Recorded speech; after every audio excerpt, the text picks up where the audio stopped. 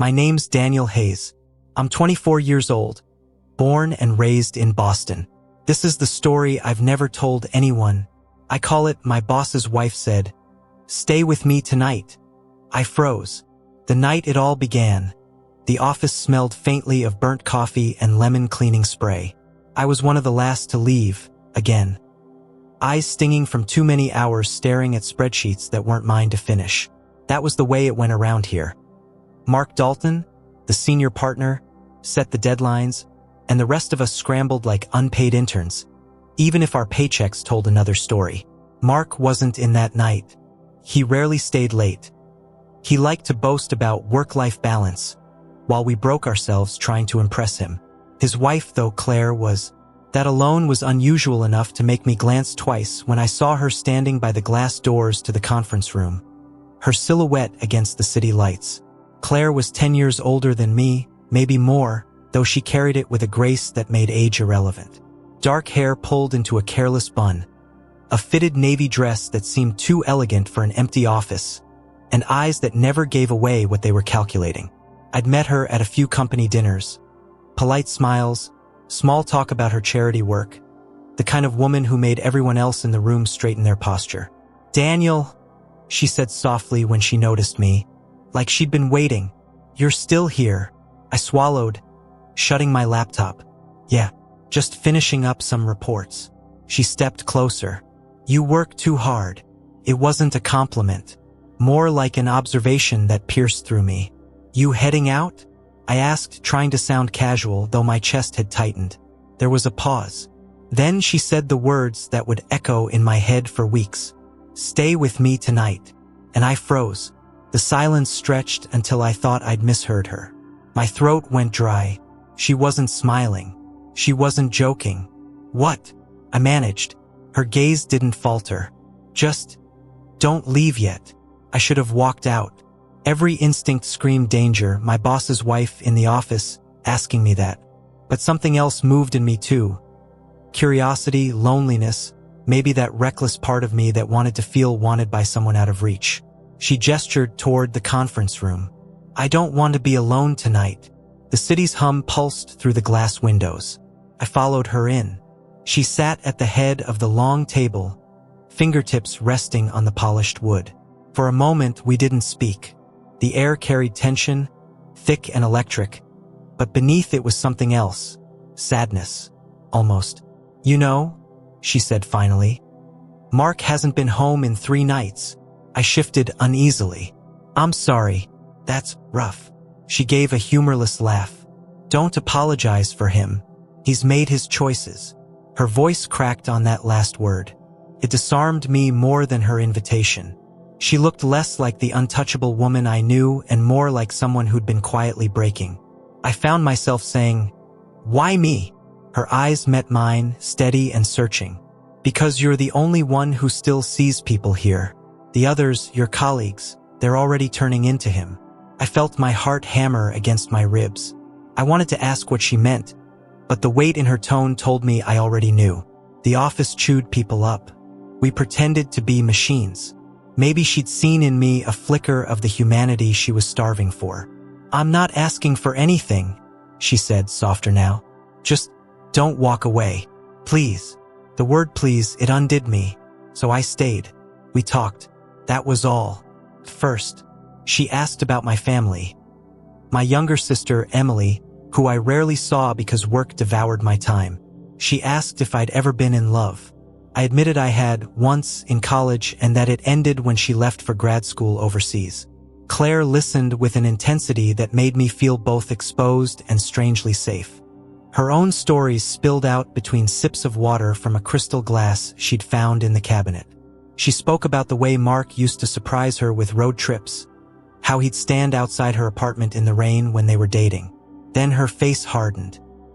"He doesn't even notice when I cut my hair now," she said. Her words cut deeper than I expected. I thought about my mom years back, begging my dad to pay attention before their marriage finally collapsed. The clock ticked past midnight. I should have left, but every time I thought about standing, Claire would look at me like I was the last person anchoring her. And maybe that was true. At one point, She reached across the table and brushed her hand against mine. The touch sent a shockwave through me. It wasn't seduction. It was connection, raw and unfiltered. My pulse roared in my ears. I looked at her, and for a moment the world narrowed to just us, this forbidden space we were stepping into. Then the sound of the elevator dinged. We jerked apart. Footsteps echoed down the hall. Her face drained of color. "Mark," she whispered. My stomach dropped. I stood so fast my chair screeched against the floor. She grabbed my wrist, panic flashing in her eyes. "Don't go," she hissed. "If you leave now, he'll know." The footsteps drew closer. The handle of the conference room door rattled once, then stopped. Silence. Claire's grip on my wrist tightened until it hurt. "Stay quiet," she mouthed. I held my breath, heart pounding like it might give us away. The door never opened. The footsteps retreated. A few moments later, the elevator dinged again. We exhaled at the same time. Claire let go of me, her hand trembling now. She stared at the door as if expecting it to burst open. Finally, she whispered, "You can go." Her tone was final, sharp, a complete reversal of the hour we'd just shared. I grabbed my bag, numb and disoriented. At the threshold, I looked back. She was sitting rigid at the table, her expression unreadable. "Good night, Daniel," she said, without looking at me. I stepped into the hallway, the weight of what almost happened pressing on me. By the time I reached the street, I wasn't sure if I'd just made a mistake, or if I'd been pulled into something far bigger than I understood. That was the first night, the beginning, and it was only the start of a story that would unravel everything I thought I knew. About love, about loyalty, about myself. I didn't sleep that night. The city outside my apartment buzzed with its usual insomnia, but all I could hear was Claire's voice. "Stay with me tonight." The next morning at work, the office carried on as if nothing had happened. Mark breezed in with his tailored suit and too white smile, tossing his coat onto his chair. He nodded at me, oblivious. Claire didn't appear. She rarely came by during the day. I told myself the whole thing had been an anomaly, some emotional outburst she regretted already. But when I went to grab coffee around noon, there was a folded note beneath my keyboard. Said, "Meet me. Tonight. Same place." My chest tightened. I stuffed the note in my pocket, pulse quickening. All day I debated. The rational side of me screamed, "Don't do it. You'll lose your job. You'll lose everything."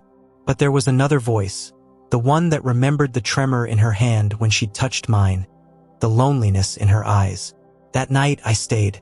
Claire arrived an hour later, slipping through the doors like she was sneaking into her own life. Her dress was simpler this time, her hair looser. She looked tired, but when she saw me, something softened in her face. "You came," she said. "I shouldn't have," I admitted. "No," she whispered. "But thank you." We talked again. It became a pattern. Two strangers confiding in an empty office, as though the building itself absorbed our secrets. She told me about her marriage, the public smiles, the charity galas, the carefully curated image. But behind closed doors, silence. Absences. Rumors she never asked about but couldn't stop hearing. "Do you love him?" I asked one night. She stared at the skyline. "I love the memory of him. I don't know if that counts." Her honesty disarmed me every time. And yet, every hour we spent together pulled me deeper into waters I didn't know how to navigate. Then came the night things shifted.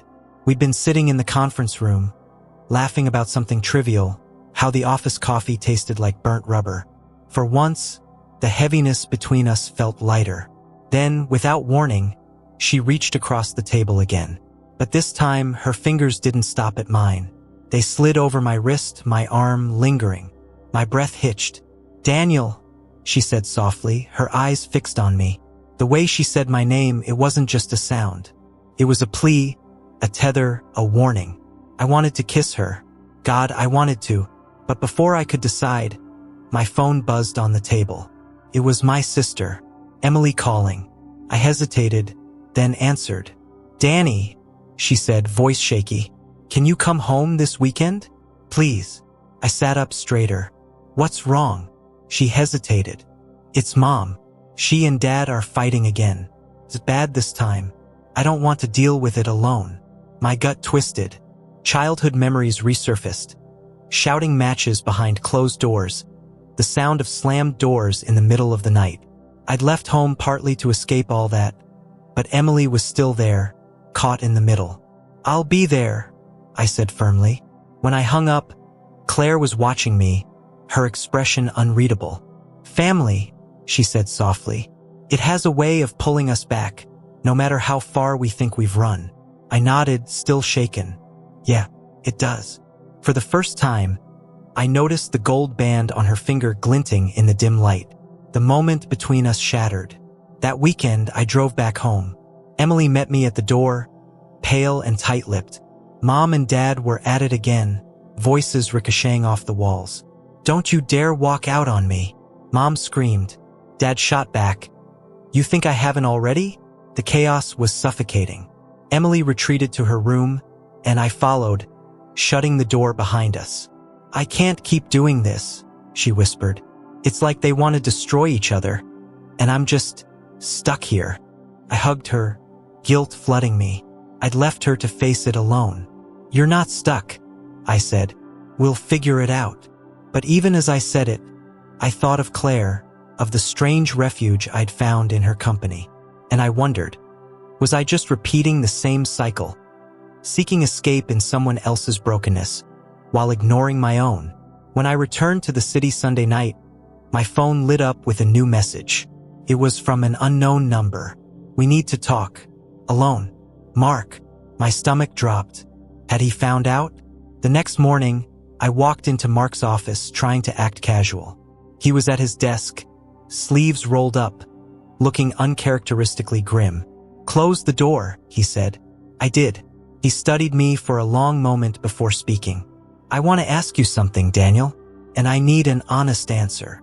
My palms went clammy. "Okay. Have you noticed Claire acting strange lately?" I froze. "Strange how?" I asked carefully. He leaned back, distant, restless, like she's hiding something. My pulse thudded in my ears. He didn't know, not yet, but he suspected. I forced myself to shake my head. "I wouldn't know. I don't see her much outside the office dinners." He studied me another beat, then sighed. "Right? Forget I asked."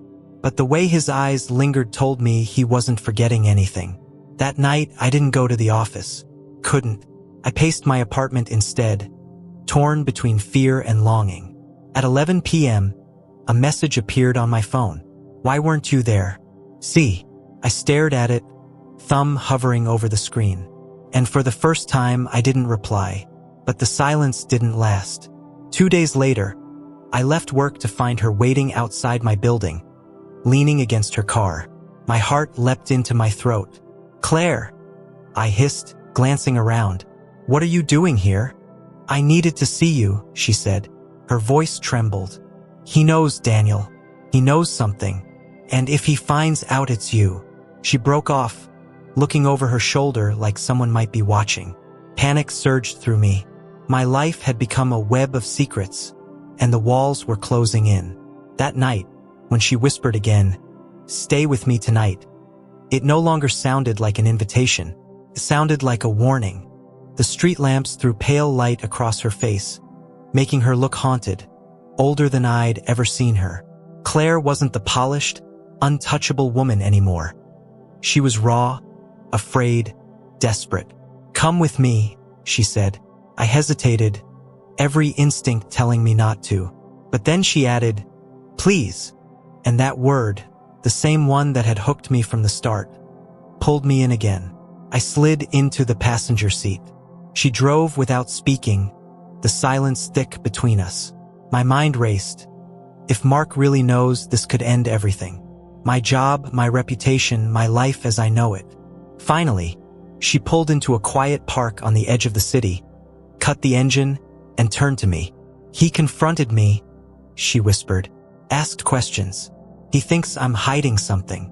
My chest tightened. "And what did you tell him?" "That it was nothing." She laughed bitterly. "But Daniel, he's not stupid. He can smell secrets. He'll find out."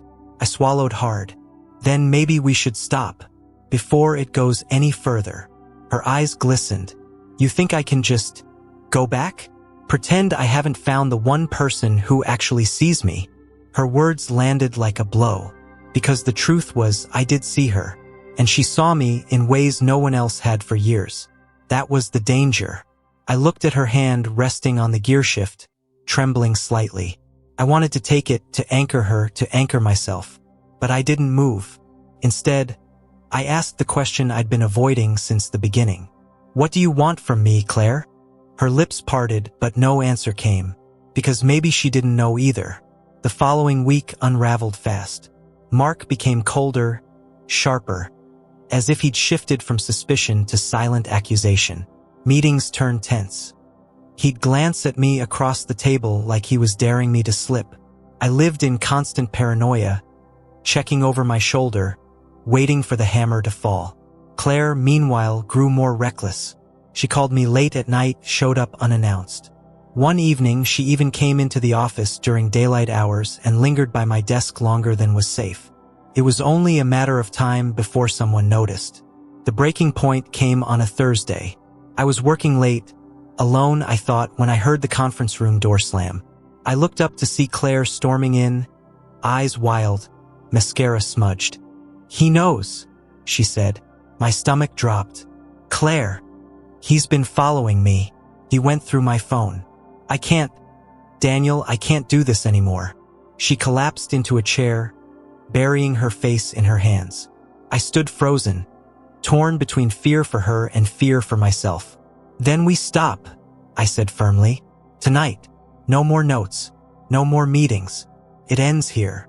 Her head snapped up, eyes blazing with hurt. So that's it? You walk away while I drown. I clenched my fists. I never wanted to hurt you, but us. It's not just dangerous, it's destroying us both. For a long, agonizing moment, neither of us spoke. Then she whispered, I thought you were different. The words cut deep, because I wasn't sure anymore if I was different, or if I'd just been another coward all along. That was the last time I saw her alone. A week later, Mark called me into his office. My pulse thundered as I closed the door, certain the end had come. But he didn't accuse me. He didn't rage. Instead, he sat there with an unsettling calm. Daniel, he said, Claire's gone to stay with her sister. We're taking some time apart. I blinked, stunned. I'm sorry, I murmured. He studied me, expression unreadable. Are you? I forced myself to nod. He dismissed me without another word. I walked out of that office shaking, not because I'd been caught, but because I hadn't. The secret was still ours, hers and mine, and it would remain buried, unspoken, unfinished. Weeks passed. The office moved on. Claire never returned. Mark grew quieter, more withdrawn. Sometimes I'd catch him staring at the skyline through his window, a man hollowed out by the very life he'd built. And me? I carried the weight of what almost was. One night, months later, I visited Emily at home. Our parents were still fighting, but less than before. Emily had learned, somehow, to let their battles pass through her without breaking her. We sat on the porch, watching the streetlights flicker. She nudged me. You look tired, Danny. Different. Yeah, I said softly. I've seen things I can't unsee. She tilted her head. Bad things? I thought of Claire's trembling hand, her whispered pleas, the fire and fragility wrapped up in her. I thought of how close I'd come to losing everything for something that wasn't mine to hold. Not bad, I said finally. Just human things. Messy, complicated, beautiful, and terrifying. She gave me a curious look but didn't press. That night, lying awake in my childhood bedroom, I let the truth settle in me. Sometimes love doesn't arrive to save us. Sometimes it comes to show us the cracks we've been ignoring, the emptiness we try to fill with the wrong people, the wrong choices. And sometimes the bravest thing isn't holding on. It's letting go. Claire taught me that. She'll never know it, but she did. And maybe that's the story I've never told anyone. Until now. We spend so much of our lives chasing connection, desperate not to be alone. But love, real love, can't be built on secrecy or fear. It has to be chosen in the light, not hidden in the shadows. I learned that the hard way, and if there's one lesson I carry with me, it's this: the heart is not just about who you fall for. It's about what kind of man you decide to be when love tests you. And for me, that choice, painful as it was, has made all the difference.